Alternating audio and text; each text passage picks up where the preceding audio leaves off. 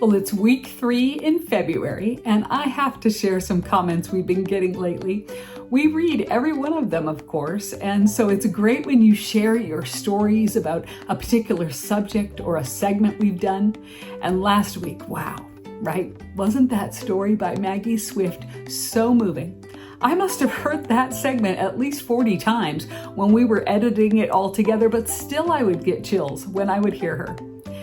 One of my favorite comments about that segment was this. The person said, "This episode needs to add the warning, do not listen while cooking. I'm sobbing and lunch is late. Thank you so much for sharing that story." I thought that was a great comment. And another one that commented this. I think what makes Maggie's story so beautiful is that she understands and is able to verbalize the acceptance that the, quote, good, bad, and ugly, end quote, brought forth new generations of strong, civic-minded, and caring individuals, her people. I love that she spoke their names, for I've always believed that if we speak their names, they are never forgotten. And this commenter continues, I love too that she shared the names of those daughters who helped her with her DAR journey, part of what makes DAR so incredibly unique and special. And with regard to the shorter format, so many are able to just watch or listen for this shorter amount of time, and it seems to work better in their daily lives. I know I can certainly relate to that. So keep those comments coming. We love them. And for today, do you know our Librarian General, Cynthia McNamara? Well, whether you do or don't, I think you'll get a big kick out of our visit with her today. We'll also talk with the National Chair of the DAR Library Outreach Committee, the ever-delightful Holly Stone Blair. A quick mention, something new that we're adding to the show notes on our YouTube video version of this podcast. We're going to be adding the information for the different things that my guests or I myself are wearing that are available in the DAR store. For example, today I'm wearing these DAR script earrings and also Mrs. Wright's incredible Stars and Stripes Forever scarf. A must-have for anyone who's a patriotic American. So anything you see that is available to both the members and the public, we'll have a link in those description notes on YouTube. But here we go. Let's jump into our interview with Mrs. McNamara. And hey, as always, thank you so much for being here. Well, Cynthia Cleveland McNamara, thank you so much for being with us today. Of course, you're the Librarian General for the National Society Daughters of the American Revolution. Thanks for being here. Thanks so much for inviting me. Would you tell us a little bit about yourself, especially for those members who maybe don't know you? Sure. I am a 44-year member. In December the 13th, I will be a 45-year member of DAR. And I joined in Laurel, Mississippi. Yes, it's that Laurel, Mississippi of hometown on HGTV. And I lived there for 30 years and raised my sons there and joined the DAR there. And it's a small town, about 15,000 people. And so anybody that was a female was in the DAR. And so I felt totally thrilled when Dell Stoper, former chaplain general in SDAR, invited me to come to a meeting. And I did, and later was extended an invitation. Unlike everybody else in the DAR in the Nahula chapter where I joined, I could not use the short form. My mother did not belong, or grandmother, or aunt, or sister did not belong to the DAR. And so I had to do all of my own work. And that was in the dark ages, the really dark ages. That means you write a letter to the court clerk and you wait 2 weeks for the court clerk to look at it and send it back and say, no, we don't have that birth certificate. You're at the wrong spot. And so it was a 2-year adventure, but finally culminating in 1979 with me becoming a DAR member. And I will say that everything I've been in my life, other than my church, DAR has meant the most to me. Where do you live now? I live in Jackson, Mississippi, about 90 miles up the road from Laurel. And then my sons moved up here, and so I was able to have everybody with me. And I went to work at a 62-man law firm and was lucky enough to marry the managing partner. Oh. Not quite sure how I got to snag that cute thing, but I did. And his name is Ray McNamara. And so we have had a wonderful 15 years together, and we've just been so blessed to have those times. He has some memory issues, some dementia issues, and so he is in memory care now. And so I'm now the keeper of all our memories. And I may tend to gloss them over a little bit, but hey, they're my memories, right? So I can do that. As we all do. They all end up sounding really good. Exactly. That's wonderful. You can be there for him, though. That's great. Yes. So tell us, do you happen to have any hidden talents that we don't know about? Well, one that I bragged about the National Board of Management, and no one believed me when I bragged about it. So I will tell you, I was a skeet shooter. When I was divorced many years ago, I had 12 and 13-year-old sons. And in order to find something that I could do with my sons other than going shopping for their clothes, I had to go find a sport of some kind. So I found skeet shooting. And we did that. We each bought a gun. We started traveling and going to skeet shoots, and I absolutely loved it.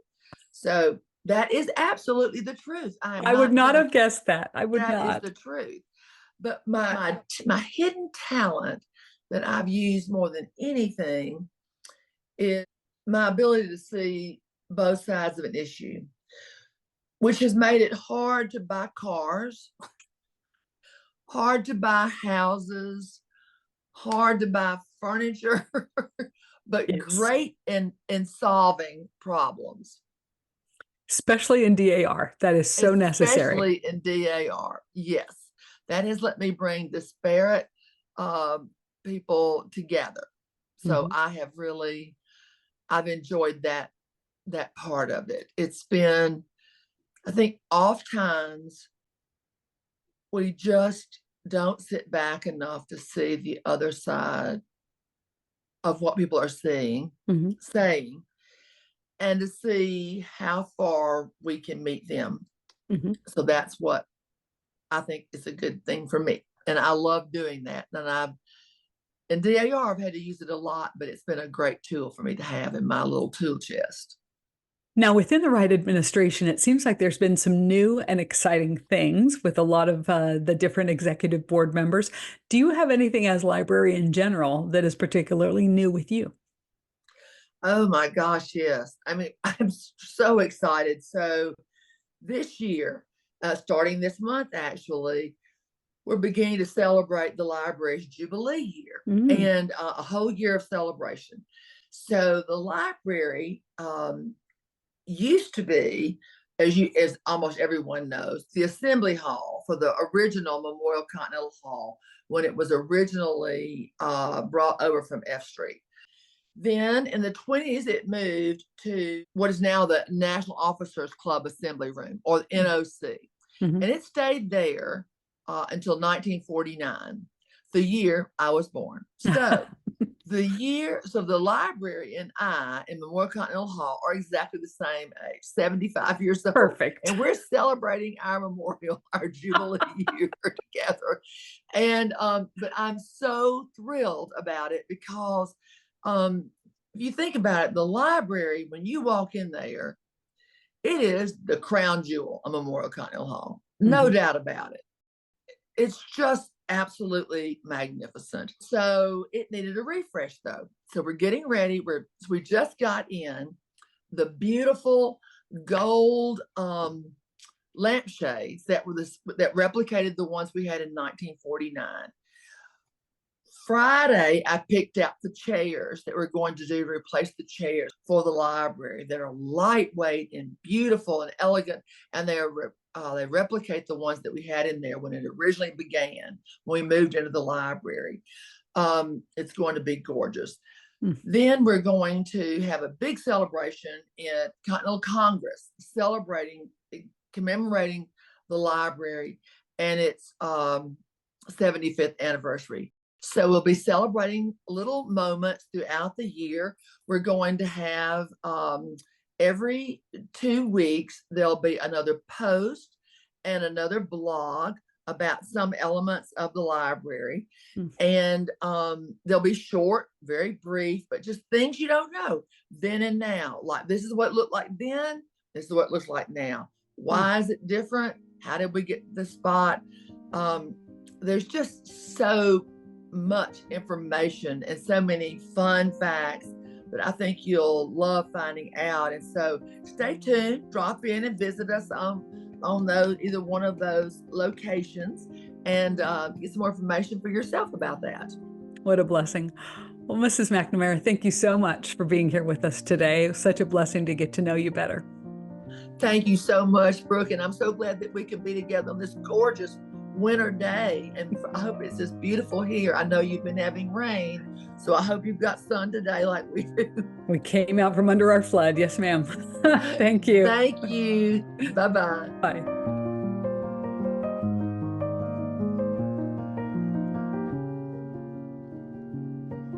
So Holly Stone Blair, thank you so much for being with us here today on the podcast. And of course, you are a past Vice President General and a past Massachusetts State Regent, which might explain the accent that people are about to hear with you. You're also currently the National Chair for the DAR Library Outreach Committee. That's a fairly new committee, isn't it? Would you tell us about that? Yes, it is, Brooke. Thank you today for giving me the opportunity to speak about our Sparkling Committee. We were formed in 2022. Mrs. Wright wanted the committees to learn more about historic preservation, education, and patriotism. So to highlight what we were doing is to have DAR library outreach. Well, you might think to yourself, well, Holly, what is DAR library outreach? Well, the definition of outreach is reaching out to others, whether it be community, your church, or whatever. So what a great idea for a committee. So thank you, Ms. Wright. We're sparkling and we're highlighting all the wonderful things that we have been doing. I'd like for you to go to our members' website and look at DAR library outreach. Here you are going to see so many wonderful things that you can do in your communities and your states. And you're probably saying, now what am I going to do? What can I do possibly to help my library? Well, don't you worry, because just click on Marketplace of Ideas. There are so many ways that you can help your local or state libraries. Show them that we really care about them. You might wonder, so how does this committee work? This committee is structured. We are working with the state librarians throughout every state and the units overseas. The state librarians, therefore, are the boots on the ground for your local chapters, and they will disperse information that comes from the division vice chairs, the national vice chairs, and myself. And you can always contact us on the website. We'll be glad to answer and talk to you about anything. It just amazes me every time that I receive an email with their pictures and story. It just warms my heart that we are doing a good job, because we are definitely in the community. So therefore, when you're out doing good deeds, make a picture, write a story, because we would love to have it, and we definitely want to do our part. This committee will keep sparkling and shining, and if you've got ideas, please share them with us, because we're open and we would like to hear from you. Wonderful. Thank you so much, Holly, for taking the time with us today. Appreciate it. Well, we leave you today with this quote by former First Lady Laura Bush. "I have found the most valuable thing in my wallet is my library card." Well, thanks for listening and be well, dear friends. Let's celebrate the stars and stripes forever, and remember, with all of your ancestors behind you, you are the result of the love of thousands. Well, this podcast is written and produced by our incredible team of writers and editors, and we are, as always, so grateful for President General Pamela Edwards Wright and Historian General Suzanne Heskey for their constant guidance, to Cynthia McNamara and Holly Blair for being so generous with their time. The National Society Daughters of the American Revolution is a nonprofit, non-political volunteer women's service organization dedicated to promoting patriotism, preserving American history, and securing America's future through better education for children. Members are all lineal descendants of those who supported the cause of independence in the Revolutionary War. For more information, please visit dar.org. This is the DAR Today podcast.